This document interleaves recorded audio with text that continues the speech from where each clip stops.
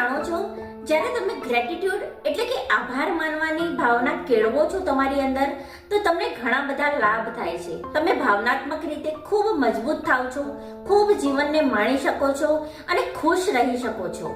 Number 1, તમારું મન શાંત રહે છે. તમારું મન જ્યારે શાંત રહે છે ત્યારે તમે ચિંતાથી દૂર રહો છો, અને ચિંતાથી દૂર રહો છો ત્યારે તમે જીવનમાં સંતોષ જન્માવી શકો છો. જીવનમાં તમે સંતોષને જોઈ શકો છો. એટલે કે જ્યારે તમે સંતોષી જીવન જીવો છો ત્યારે તમારું જીવન ખૂબ સારું અને સરળ બની જાય છે. નંબર 2, તમારું સ્વાસ્થ્ય સારું રહે છે. જ્યારે તમે સારું જીવન જીવો છો, તમારું મન શાંત રહે છે, તો તમારું સ્વાસ્થ્ય એટલે કે તમારું શરીર નિરોગી બને છે. તમારા શરીરમાં સકારાત્મકતાનો પ્રવેશ થાય છે. તમારા શરીરમાં લોહીનું પરિભ્રમણ ખૂબ સારી રીતે ચાલે છે અને તમારામાં ઇમ્યુનિટી પાવર પણ વધે છે. આ તો સકારાત્મક રહેવાના ખૂબ ફાયદા છે.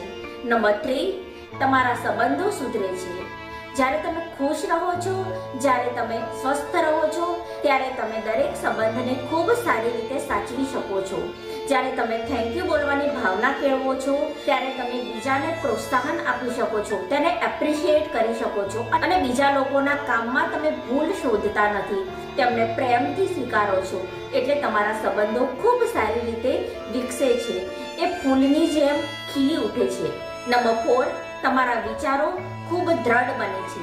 જ્યારે તમે સકારાત્મક બનો છો, જ્યારે થેન્ક યુ એટલે કે આભાર માનવાની ક્રિયા તમે સતત તમારા જીવનમાં ચાલુ રાખો છો, ત્યારે તમારા વિચારો મજબૂત બને છે. ભાવનાત્મક રીતે તમે સ્ટ્રોંગ બનો છો.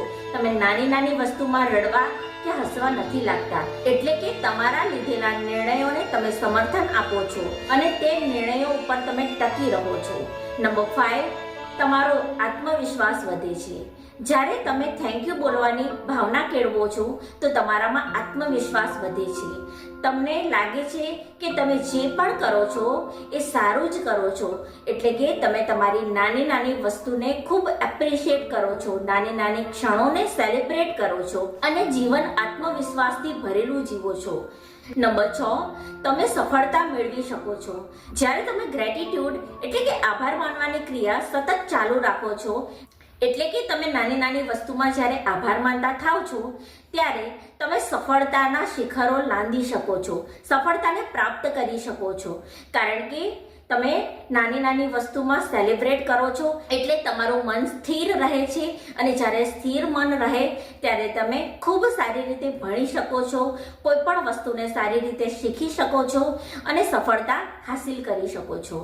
નંબર 7, નાની નાની પળોને તમે સેલિબ્રેટ કરી શકો છો, એટલે તમારું જીવન સ્વર્ગ જેવું સુંદર બની જાય છે. જ્યારે તમે પ્રેઝન્ટમાં એટલે કે વર્તમાનમાં જીવતા થાવ છો, તો તમારું જીવન ખૂબ સુંદર બની જાય છે. નાના નાના અવસરો જે તમારા જીવનમાં આવે છે તેને તમે સ્વીકારી લો છો, તેનો તમે આભાર માનો છો, એટલે તમારું જીવન ખૂબ સુંદર અને સુહામણું બની જાય છે. એટલા માટે ગ્રેટિટ્યુડ એટલે કે આભાર માનવાની એક ભાવના ખૂબ સારી છે, જેનાથી તમારા જીવનમાં માત્ર અને માત્ર સારું જ થાય છે. જો તમારું જીવન ખૂબ સારું થતું હોય તો તમારે આ ભાવનાને તમારા જીવનમાં ચોક્કસપણે લાવવી જોઈએ, જેનાથી તમને ખૂબ ફાયદો જ થવાનો છે. યુનિવર્સ એટલે કે ગોડ એટલે કે નેચર તમને હંમેશા સપોર્ટ કરશે. જેને તમે બ્રહ્માંડ કહો છો, તે તમારી પોઝિટિવિટીનો હંમેશા સ્વીકાર કરે છે અને તમને ખૂબ સાથ આપે છે.